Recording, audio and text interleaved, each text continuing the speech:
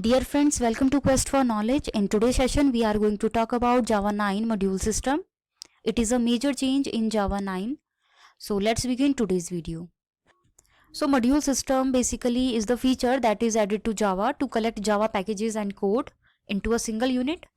So module is a set of related packages and types with code and data.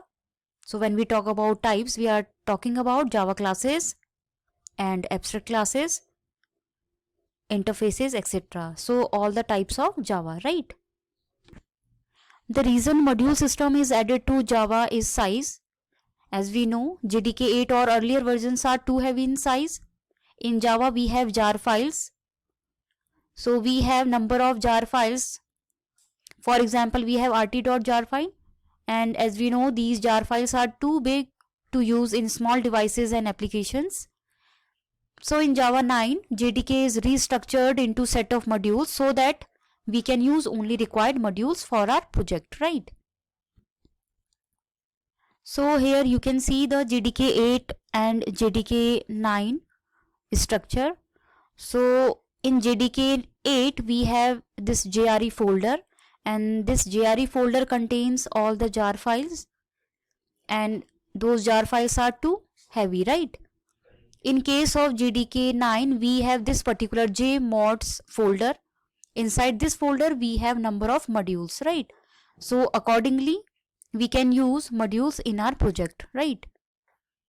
Here you can see the JDK 8 folder structure. When we install JDK 8, we have these folders: bin, JRE, lib. Inside this JRE, we have bin folder that contains executables and lib folder that contains the jar files. So because of jar files, JDK 8 is too heavy. And when we talk about JDK 9, in JDK 9 we have these folders. So JMods is one of the folders that contains all the modules, and based on our project we can use those modules, right? Here you can see the basic components of module. So a module has some name. It contains set of packages. It contains set of types and resources, and it has module descriptor, right? So these are the basic component of a module. So when we talk about basics of module, we can say each module has a unique name. A module description is expressed in a source file called moduleinfo.java file. So this is a Java file that describes a module. That's why it is also known as module descriptor, right? And each module can have any number of packages and types. As we have discussed, module is a collection of packages and types. So one module can have any number of packages and types, right? And we can create our own module also. Now let's see how to create a module. So there are some basic steps to create a module. First step is to create a directory structure. Next step is to create a module descriptor, as we have discussed. And next we need to create Java source code, right? So now let's see these steps one by one. So first we are going to create a directory structure, and one point we need to notice is the name of the directory containing a module sources should be equal to the name of the module, right? Here we are going to create this structure. So here we have com.java module folder.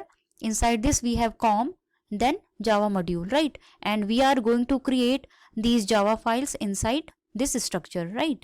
So now let's create moduleinfo.java file, that is module descriptor file.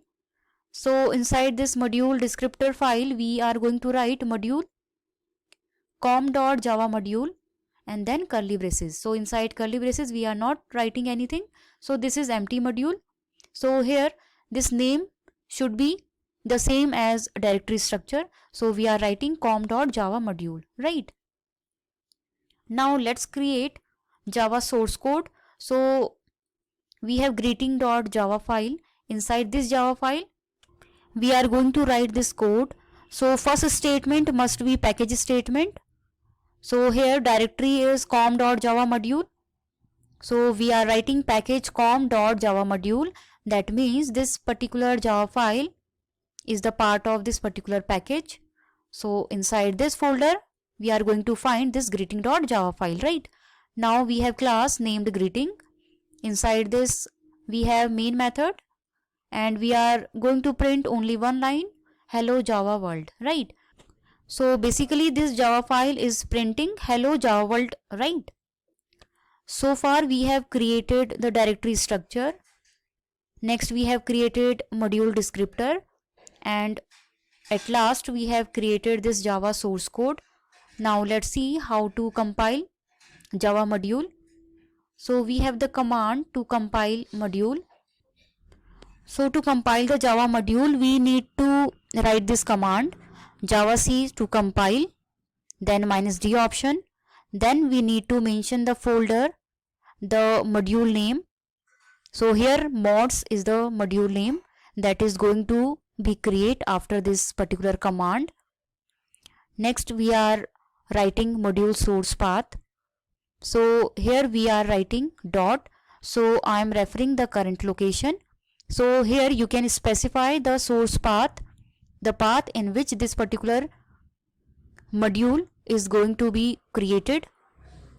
Next we need to mention the module, and here module name, right? So after writing this command, when we enter,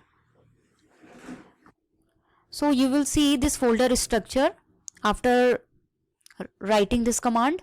So it will create this mods folder. Inside mods folder you can see this structure, com.java module, then com, then Java module, and inside Java module we have greeting.class file. So this is the file after compilation of greeting.java file, and inside com we have module info.class. So this is the file after compilation of module info.java file, right? So after writing this particular command we have class files. Now we are ready to run files. Now to run Java module we need to pass this command java, then module path. We need to mention the module name, then module, and we are writing the module name, and we are referring the Java file that is to be run. So here greeting we are writing. Now it will print hello Java world. That is the statement written inside this greeting Java file, right? So now we have seen how to create Java module and how to compile and run, right? So this was the simple module having only one Java file, greeting.java file. So in similar way we can create a number of modules according to our requirement. Now one thing we need to notice is in Java we have number of modules. So one module, that is java.base, it is the module that is the default module, and this is the module required by all the other modules, right? So if you remember, we have created module info.java file and that file was empty. Now using javap command we can see the content of module info.class file. So after compilation we got module info.class file. Now the content inside this class file you can see module com.java module, and inside curly braces we have this line requires java.base, right? So this is the statement that is added by Java.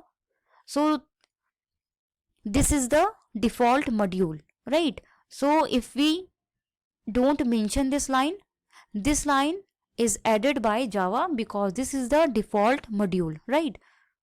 So here requires keyword is used. So this keyword specifies that this module is required by the created module, that was com.java module, right? So that's all about Java module in this session. Thank you so much for watching this video. For more videos you can subscribe this channel and you can share it. In case of any query or any doubt, you can write me in the comment box. You can also share your suggestion. Thank you so much.